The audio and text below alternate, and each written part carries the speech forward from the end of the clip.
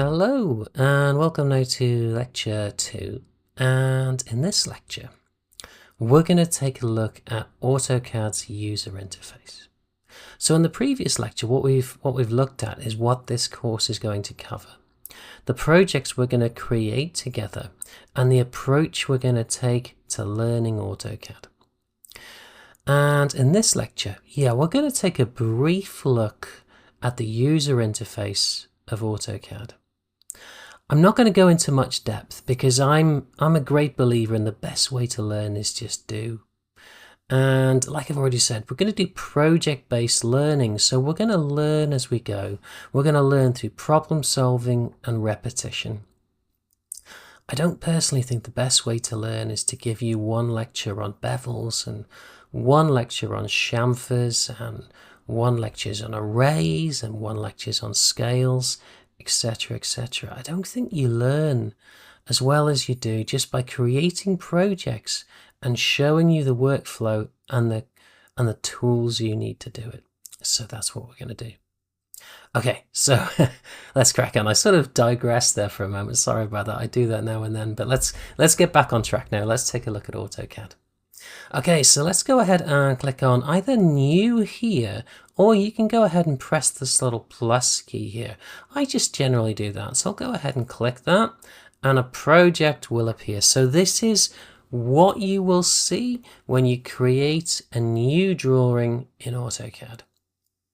This huge area in the middle here is what I refer to as the viewport, and that's quite a generic term for 3D modeling and drawing software. This area here is where you will be creating your projects. This is where you'll be drawing your projects. Above this, you can see this sort of light grey area here, or lighter grey area here. This is called the ribbon. And above that, you can see the tabs. So we're currently in the Home tab, which is the most commonly used tab. And in this one, what we have is the most commonly used functions in AutoCAD. It's sort of consolidated all the functions you're most likely to use, a little bit from each of these tabs, and put them all here in the Home tab.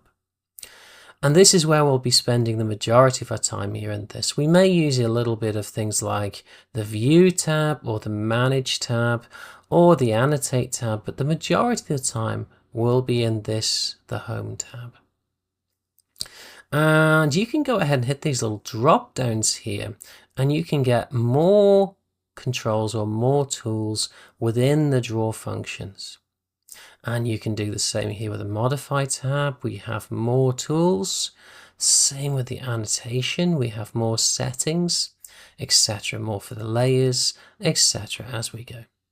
And if you want to expand these and you want this little drop down to stay in place, you can come over to the pin and just go ahead and left click on it. And then this tab will stay open like that. I generally don't, but I'm showing you the way of actually doing that. Okay, so below that we have the command line.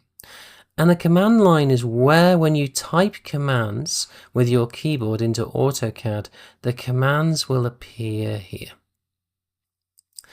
To this side here we have the layout tabs, which is where we'll create our actual finished paper drawings that we'll be able to print out. You can go ahead and click on these and we'll have different layouts so that we can create maybe an A0 plan and an A1 plan or an A3 plan. And if it's a complex drawings, you may have more than one paper plan needed to create a drawing for a workshop or an engineer shop, etc, etc.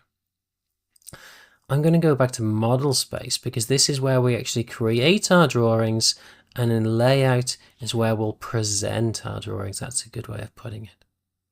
Okay, so let's go back to model space. Okay, so that's basically lecture 1. I don't really want to go into any more detail on these tabs at this stage. We'll start looking at these as we start drawing. I think if I go into too much detail, it just becomes information overload, and we will learn these tabs and these tools as we go. Okay, so in the next lecture, we're going to go ahead and start creating our templates. Thanks very much, and I'll see you in the next lecture. Bye-bye for now.